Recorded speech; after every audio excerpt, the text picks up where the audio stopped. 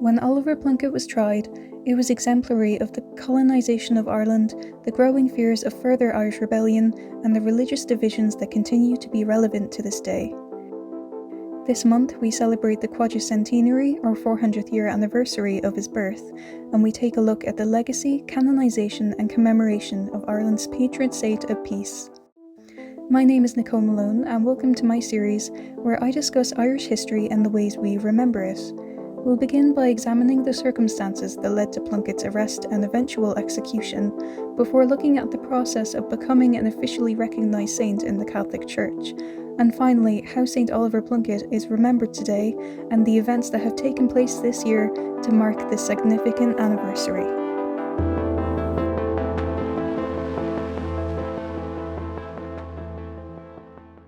Having spent many years in Rome, becoming an ordained priest, studying law and becoming a professor at Propaganda College, Oliver Plunket was appointed as the Archbishop of Armagh. He returned to Ireland in 1670, with Cromwell's death and the restoration of the British monarchy making it relatively safe for him to do so as a Catholic. That same year, he built and established a school in Drogheda, County Louth, at his own expense, dedicated to the education of young boys, both Catholic and Protestant, and the education of Catholic priests.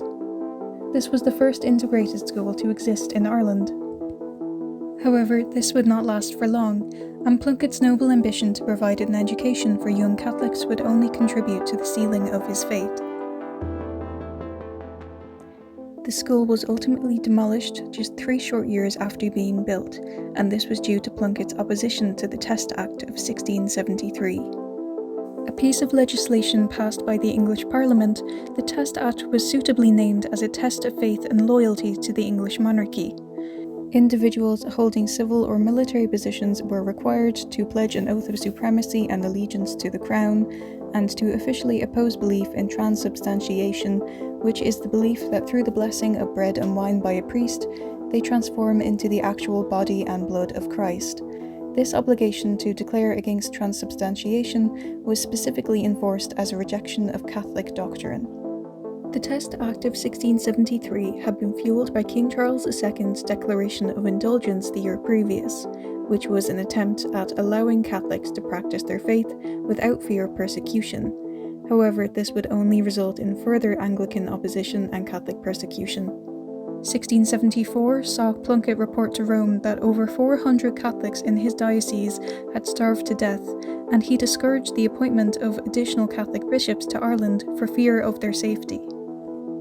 In 1678, the constant risk to Plunkett's life finally came to a head when rumours of a conspiracy to assassinate King Charles II and bring his brother James to the throne was seemingly uncovered.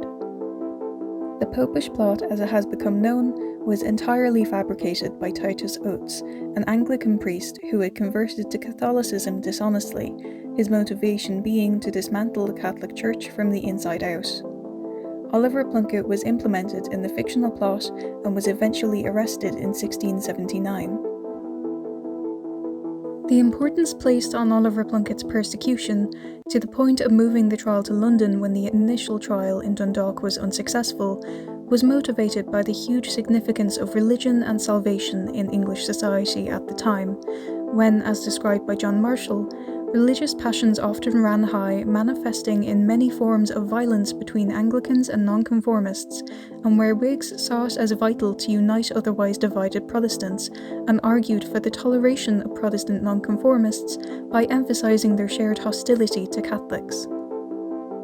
Having been given only 5 weeks for his witnesses to travel to London, Plunkett was tried without this aid to his defence.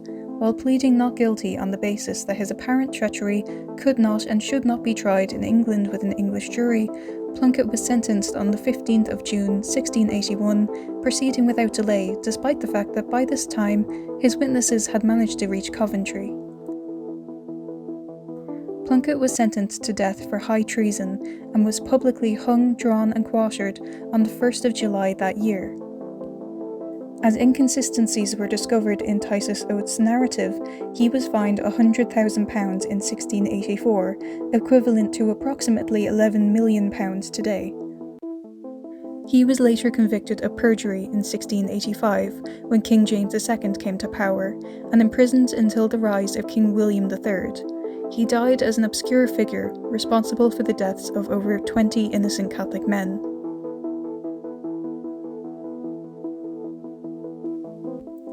In Catholicism, there are several processes that the deceased go through before being declared a saint. In 1886, over 200 years after his execution, Oliver Plunket was venerated, meaning to be declared heroic and virtuous in life. He was then beatified, becoming Blessed Oliver Plunket in 1920, the event marked by a ceremony in Rome. To become a saint, at least one miracle must be attributed to you, and this requirement was fulfilled in 1958. An Italian woman called Giovanna Matterigiano, whose physical condition made it unlikely that she would live another night, made an unexpected full recovery and was able to live a completely full life. This recovery was attributed to the prayers to the Blessed Oliver Plunket by her husband and a sister of the medical missionaries of Mary. The Blessed Oliver Plunket was therefore canonised in 1975, becoming the first new Irish saint since Saint Virgil of Salzburg, who was canonised in 1233. Since becoming a saint, Oliver Plunket has been remembered and celebrated with particular reverence in Oldcastle, County Meath, near Loughrew where he was born, and Drogheda, County Louth, Plunket's diocese where he established his school. His remains have been preserved as holy relics, with his femur enshrined in St. Bridget's Church in Oldcastle, and perhaps most famously, his head enshrined and on display in St. Peter's Parish Church, Drogheda. His other remains are located in several countries all over the world.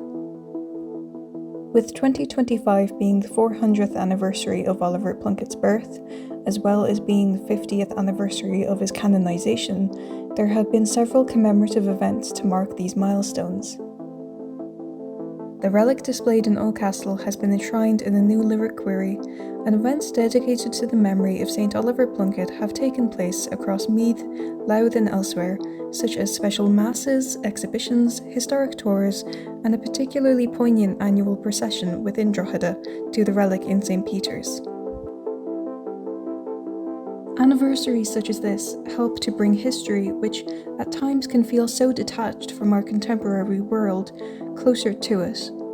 History doesn't just help us make sense of the past, it helps us to understand why certain things are the way they are in the present.